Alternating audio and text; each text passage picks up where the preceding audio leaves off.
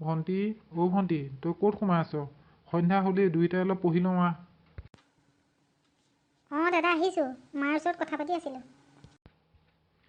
আজি অলপ সোনকালৰ পৰা পঢ়ি লওঁ আহ। কালি খুৰাই তেওঁলোকৰ ঘৰত আজি নখোৱালে মাতি থৈ গৈছে নহয়। অঁ, মায়ে মোক কৈছিল। মোৰহে কিন্তু একেবাৰে যাবলৈ মন নাই অ'। দাদা, তই যাবি জানো? মা পিছে যাম বুলি কৈছে আৰু আমাৰ দুটাকো যাবলৈ কৈছে, নহ'লে বেয়া পাব নহয়। অঁ, যাম আকৌ।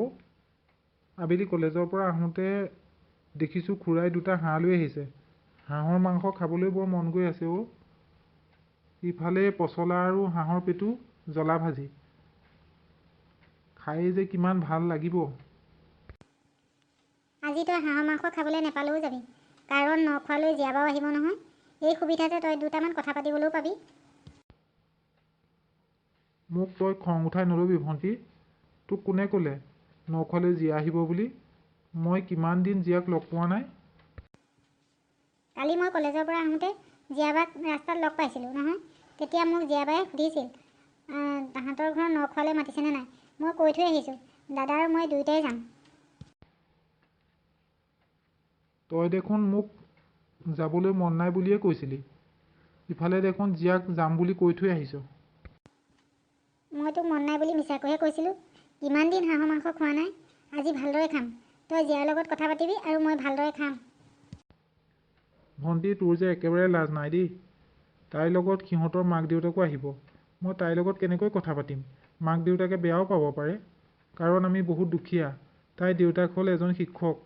মই তাইৰ লগত কথা পাতি থকা দেখিলে তাইৰ দেউতাকে মোক বেয়াও পাব পাৰে। গতিকে মই তাইৰ দেউতাকে বেয়া পোৱা কামটো কেতিয়াও নকৰোঁ। জানো দাদা, তইহে জান। মোৰ তোৰ ওপৰত সন্দেহ হয়। তই চাগে জীয়াবাই নজনাকৈ আন কাৰোবাক ভাল পাৱ নেকি?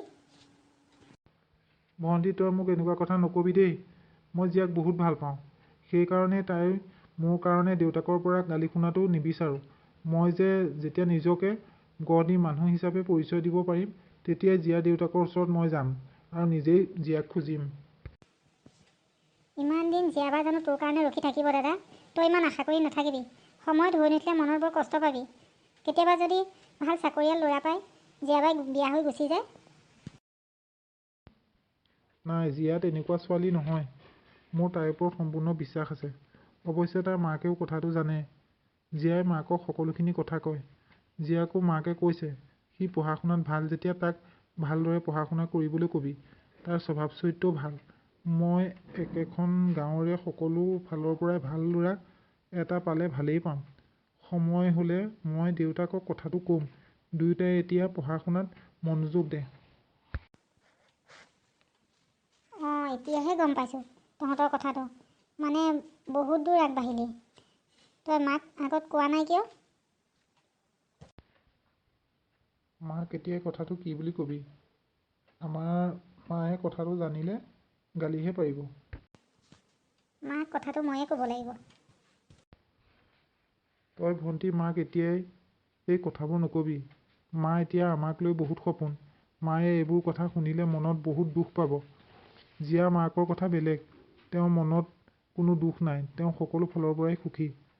আমাৰ মাতো মনত বহুত দুখ। হ'ব দে, নকওঁ। এতিয়া ব'ল দুয়োটাই কিতাপ পঢ়োঁ। 9টামান বজাত ন খাবলৈ তিনিওটা ওলাই যাম।